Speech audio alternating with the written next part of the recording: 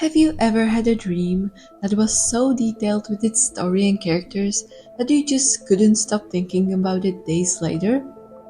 Well, I did.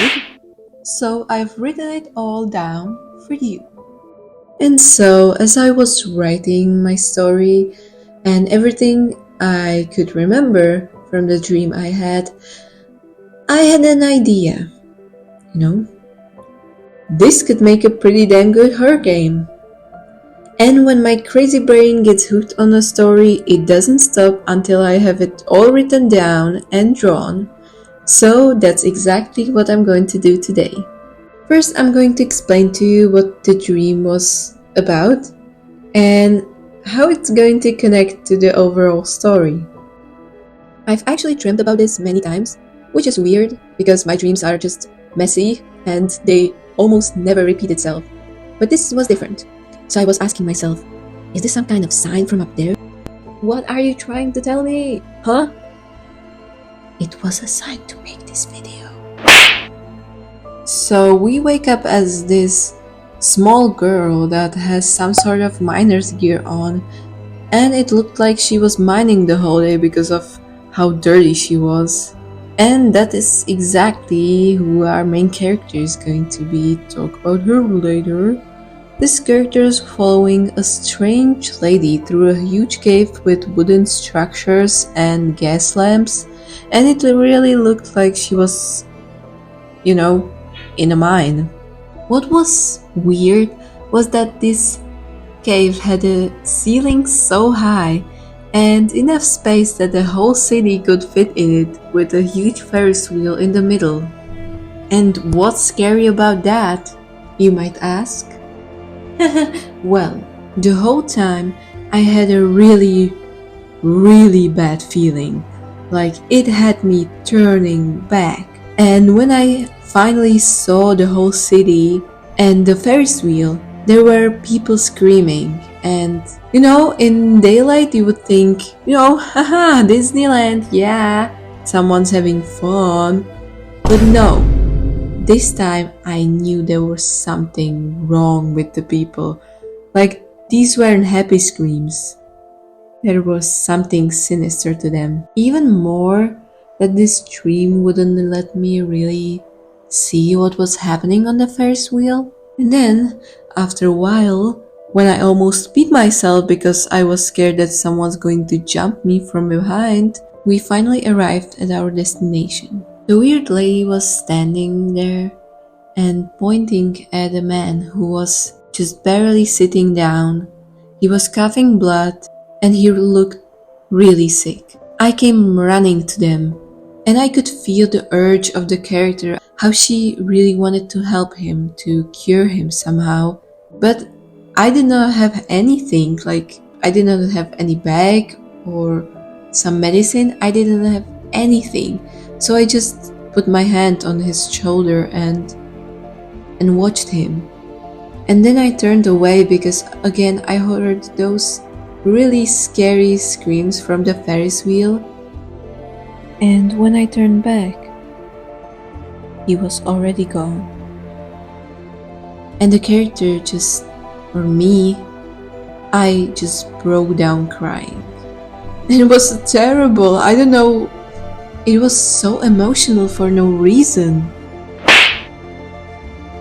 My idea for this game, or how I pictured it, is that it's going to be kind of pixelated game, with these like worse graphics, but so atmospherical in a way. I'm going to show you some pictures. And our main character is going to have a mysterious origins. We really don't know where she came from, but we will spawn as her in a small cave, and when we exit the cave, we find ourselves in a huge underground city that is built on the remains of an old mine. This city has kind of a medieval vibe to it. We see only simple electricity and mechanics throughout our gameplay, and by interacting with the civilians we find out that planet Earth is uninhabitable on its surface, and so humanity has moved to live underground. And our main character is going to be a nurse or an apothecary, and we're going to complete many side quests by helping people and interacting with them. And as we explore the city, we're going to pick up a repeating pattern. There's something seriously wrong with the people. Not all of them, but many of them feel weird or are just really sick.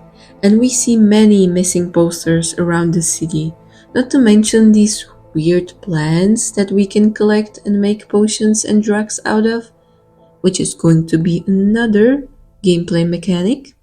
And so our main character is going to try helping these people by finding a medicine and finding out what's causing all of this.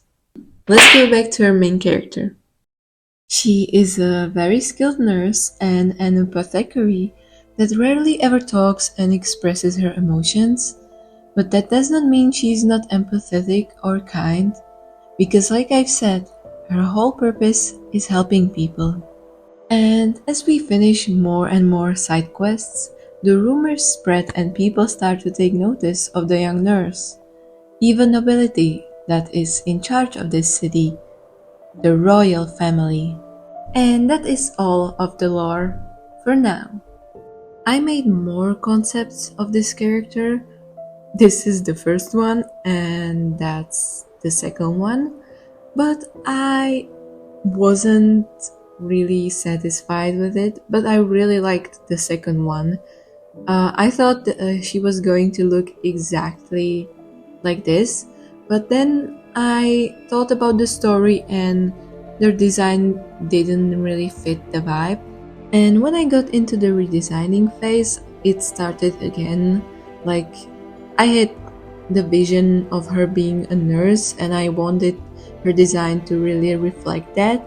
But, there was just something wrong about it in terms of the lore. And so I tried many variations of her dress and I really wasn't satisfied with any of them. There was just something missing. And so I thought, what if I take the character from the dream and put the gear she had on the nurse character? I don't know how it would mix, but I made concepts and I really started to like that idea. I also struggled so much with the color palette. I didn't know what the main color of her is going to be, but I wanted her to be a little mysterious but also really cute, and so I settled for purple, which I'm very satisfied with. And of course I had to let her walk around in a dirty medieval city in heels and a dress, because that's how games work, don't ask. And what I'm really satisfied with are the tights, because they kinda resemble the crime scene tape with the black stripes and a yellow background. So that's the design. What do you think? I really like how she turned out. She's really cute. And also the colors are kinda good, but let me know. Maybe also tell me what kind of other design aspects would you like to see on her, or any ideas. I'm open to it. And I really want to do a part 2 of this video because I have another character already drawn and designed, but I feel like this video is going to be really long. So I'm going to elaborate on the lore in the next video and new characters, so stay tuned for that. And thank you so much for watching. Bye bye!